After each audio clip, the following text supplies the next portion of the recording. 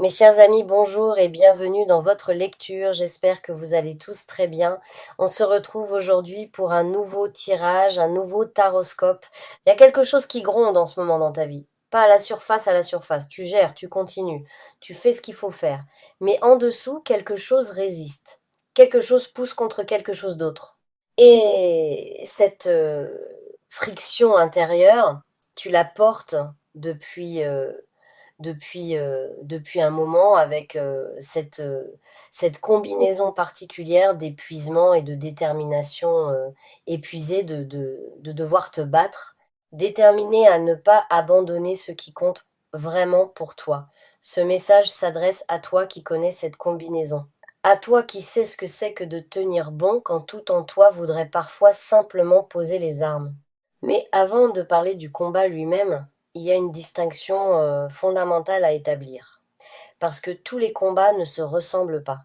Il y a des combats qui nous détruisent, des luttes dans lesquelles on s'épuise pour quelque chose qui ne nous nourrit pas, qui ne nous correspond pas, qui nous éloigne de nous-mêmes plutôt que de nous en rapprocher.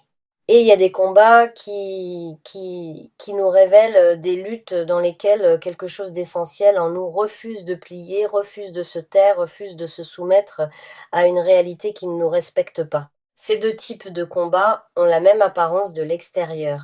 Ils produisent la même fatigue, la même tension, le même sentiment d'être constamment en train de naviguer dans des eaux agitées. Mais ils ont des natures radicalement différentes.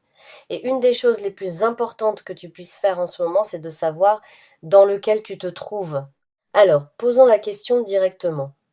Ce combat que tu mènes, contre qui, contre quoi? Parce que la réponse à cette question change tout à la façon de l'aborder. Il y a peu être un combat avec une autre personne, quelqu'un dont les actions, les paroles, le comportement, les décisions te heurtent ou pire, heurtent quelque chose que tu essayes de protéger. Une relation dans laquelle quelque chose de fondamental est en désaccord. Un conflit qui a peu être commencé petit, qui semblait gérable au départ et qui s'est développé en quelque chose de plus complexe, de plus chargé, de plus difficile à démêler. Ces conflits interpersonnels ont une qualité particulièrement épuisante parce qu'ils impliquent quelqu'un que tu ne peux pas simplement effacer de ta réalité, quelqu'un avec qui tu as une histoire, des liens, peut être de l'amour mêlé à de la frustration et cette combinaison de liens et de friction est l'une des plus difficiles à naviguer qui existe dans l'expérience humaine. Il y a peu être aussi un combat avec une situation, une circonstance qui résiste à tes efforts, une réalité extérieure qui ne se plie pas à ce que tu veux, à ce que tu mérites, à ce pourquoi tu travailles. Ce type de combat a quelque chose de particulièrement frustrant parce qu'il n'a pas de visage. Tu ne peux pas t'asseoir en face d'une situation et lui dire ce que tu penses. Tu ne peux pas lui demander des comptes. Tu dois simplement continuer à agir, à t'adapter, à persévérer face à quelque chose qui ne répond pas.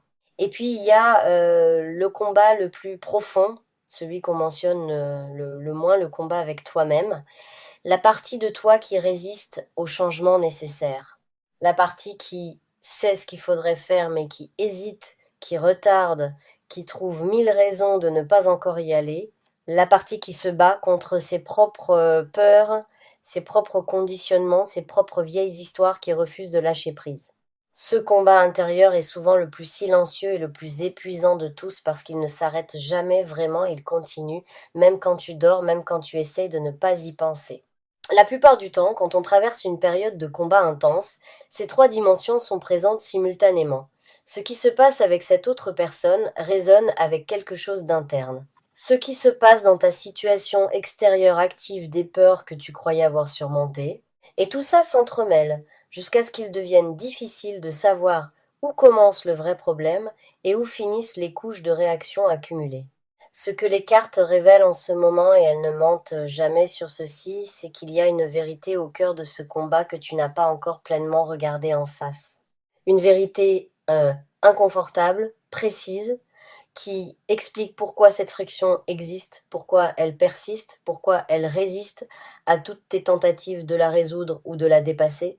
Et cette vérité ne concerne pas forcément l'autre personne ou la situation extérieure, elle te concerne toi et quelque chose que tu défends ou que tu refuses consciemment ou non. Tu défends quelque chose. Et défendre quelque chose, c'est toujours le signe que tu sais au plus profond de toi que ça vaut la peine d'être défendu. Les gens ne se battent pas vraiment pour des choses qui leur sont indifférentes. Ils font semblant parfois, oui, il y a des combats d'ego, des combats de principe, des combats pour avoir raison plutôt que pour trouver la vérité. Mais les vrais combats, les combats qui épuisent vraiment, ils viennent toujours de quelque chose d'essentiel qui est en jeu. Quelque chose que tu peux pas abandonner sans te trahir toi-même. Qu'est-ce que c'est pour toi? Qu'est-ce qui est réellement en jeu dans cette friction que tu traverses? Est-ce ta dignité le droit d'être traité avec le respect que tout être humain mérite? Est-ce ta vision une façon de voir les choses, de faire les choses euh, qui te correspond profondément et que quelqu'un ou quelque chose remet en question? Est-ce ta sécurité émotionnelle, matérielle, relationnelle à quelque chose sur lequel tu as construit une partie de ta stabilité et qui est menacée? Est-ce ta liberté la capacité de faire tes propres choix, de suivre ta propre voie, sans te soumettre à une autorité ou une pression qui ne te respecte pas? Quelle que soit la réponse, et tu la connais, même si tu n'as pas encore pris le temps de la formuler clairement, cette chose qui est en jeu est légitime, elle mérite d'être défendue. Et le fait que tu te battes pour elle, même quand c'est épuisant, même quand tu ne sais plus très bien comment continuer, est le signe que quelque chose d'essentiel en toi est encore intact. Quelque chose qui refuse de se laisser éteindre. Maintenant, parlons de la façon dont tu te bats.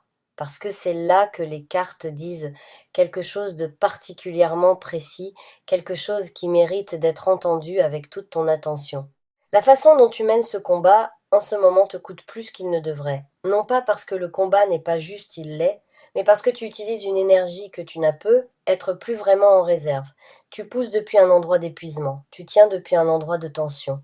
Et tenir depuis la tension, même pour les bonnes raisons, finit par créer des dommages que la victoire elle-même ne peut pas toujours réparer. Il y a une image qui me vient. Imagine quelqu'un qui nage contre un courant fort. Si cette personne panique et nage directement contre le courant avec toute la force qu'elle a, elle va s'épuiser rapidement et le courant finira par l'emporter quand même. Mais si elle nage en diagonale en travaillant avec la physique du courant plutôt que contre elle, en cherchant l'angle plutôt que la confrontation frontale, elle finit par atteindre l'autre rive, plus lentement peut être, mais avec suffisamment d'énergie pour tenir jusqu'au bout. Tuer peut être en train de nager trop directement contre le courant, en confrontant frontalement là où un angle serait plus efficace. En insistant sur des points qui résistent quand il serait peu, être plus puissant de lâcher ces points et d'investir ton énergie ailleurs. Ça ne veut pas dire capituler. Ça ne veut pas dire abandonner ce que tu défends. Ça veut dire être stratégique plutôt que réactif. Choisir tes batailles à l'intérieur de la guerre globale. Décider consciemment où tu mets ton énergie limitée pour qu'elle produise le maximum d'effet.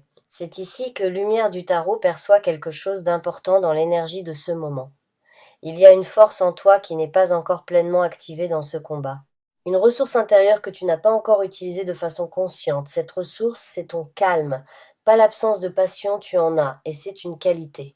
Mais un calme stratégique, une sérénité au cœur de la tempête, qui te permettrait de voir plus clairement, d'agir plus précisément, de toucher, juste là où ça compte, plutôt que de dépenser ton énergie dans tous les sens. Les personnes qui gagnent les vrais combats, pas les combats d'ego. Les vraies ne sont pas nécessairement celles qui frappent le plus fort, ce sont celles qui voient le plus clairement. Donc celles qui comprennent profondément ce qui se passe, qui résistent à la tentation de réagir à chaque provocation, qui gardent leur vision long terme intacte même quand le court terme est chaotique. Ce calme-là n'est pas de la passivité, c'est de la puissance. Et tu en es capable, plus que tu ne le crois en ce moment, épuisé comme tu l'es. Parce que ce calme ne demande pas d'avoir plus d'énergie, il demande d'en dépenser différemment. Il demande de faire une pause dans la réactivité pour revenir à l'intention. De te demander, avant chaque action, chaque parole, chaque décision dans ce combat, est-ce que ce que je m'apprête à faire me rapproche de ce que je veux vraiment, ou est-ce que je réagis simplement à, ce qui vient de se passer. Donc cette, question change tout. Elle crée un espace minuscule mais décisif entre le stimulus et la réponse et dans cet espace, si tu arrives à le maintenir, même dans les moments de plus grande tension, réside toute ta liberté. Parlons maintenant de l'autre personne. Si un combat interpersonnel est au cœur de ce que tu traverses, parce qu'il y a quelque chose que les cartes voient dans cette dynamique qui mérite d'être dit clairement. Cette personne avec qui tu es en conflit, elle n'est pas ton ennemi. Même si elle se comporte de façon qui te blesse, qui te frustre, qui te semble injuste ou irrespectueuse. Même si tu as des raisons concrètes et légitimes d'être en colère, elle n'est pas ton ennemi au sens profond du terme. Elle est quelqu'un qui traverse sa propre réalité intérieure, ses propres peurs, ses propres besoins non satisfaits et ses peurs et ses besoins se manifestent d'une façon qui entre en collision avec les tiens. Ce n'est pas une excuse pour ce qu'elle fait. C'est pas une invitation à minimiser l'impact que son comportement a sur toi, mais c'est une façon de voir la situation qui change la texture du combat, qui le transforme d'une guerre à gagner en un problème à résoudre. Et les problèmes à résoudre ont des solutions. Les guerres, elles, n'ont souvent que des survivants. Est-ce qu'il y a quelque chose que tu n'as pas encore dit dans ce conflit?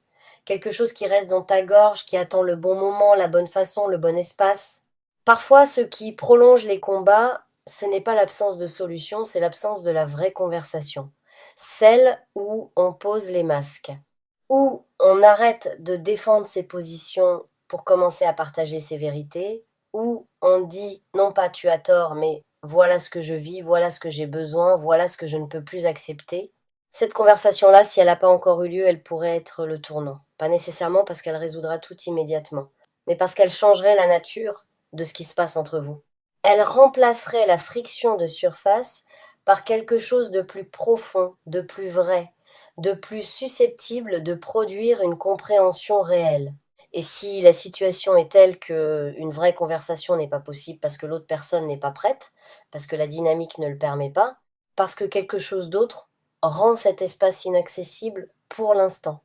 Alors ce que tu dois protéger avec le plus grand soin, c'est ton propre espace intérieur, ton propre calme, ta propre clarté sur ce que tu vaux et sur ce que tu mérites. Parce que les combats extérieurs ne peuvent nous détruire que lorsqu'ils réussissent à envahir l'espace intérieur. Quand ils te font douter de toi-même, quand ils t'amènent à te questionner là où tu ne devrais pas te questionner, quand ils altèrent ta perception de ta propre valeur, garde cet espace intérieur intact. C'est ta vraie victoire indépendamment de comment le combat extérieur se résout. Rester toi-même, ancré dans ta vérité, clair sur ce que tu vaux, pendant une période de conflit intense, c'est une forme de victoire que personne ne peut t'enlever. Il y a une dernière chose que je veux te dire, et c'est peu, être la plus importante de tout ce message. Ce combat, quelle que soit sa nature exacte, quelle que soit son issue, il te prépare à quelque chose. Il ne t'arrive pas par accident. Il n'est pas une punition, pas un signe que tu as mal fait quelque chose, pas la preuve que ta vie est sur la mauvaise voie. Il est un passage obligé vers une version de toi-même et de ta vie qui ne pouvait pas exister sans que tu traverses cette épreuve. Les passages sont rarement confortables. Ils demandent quelque chose de toi, de la résistance, de la clarté, du courage, parfois de la douleur, mais ils ont un autre côté. Et l'autre côté de ce combat-là, si tu le traverses en restant toi-même, en te battant pour ce qui compte vraiment, en refusant de te perdre dans la réactivité ou l'amertume, cet autre côté a quelque chose à t'offrir que tu ne peux pas encore tout à fait imaginer depuis l'endroit où tu te trouves maintenant. Fais confiance à ta propre force, elle est là, elle a résisté jusqu'ici, elle peut résister encore et un peu parfois c'est tout ce qu'il faut. Ok, merci beaucoup d'avoir regardé Lumière du Tarot. Si ce message a résonné en toi, n'oublie pas de liker et de t'abonner pour recevoir plus de messages. Prends soin de ton énergie, fais confiance à ton intuition et on se retrouve dans la prochaine lecture.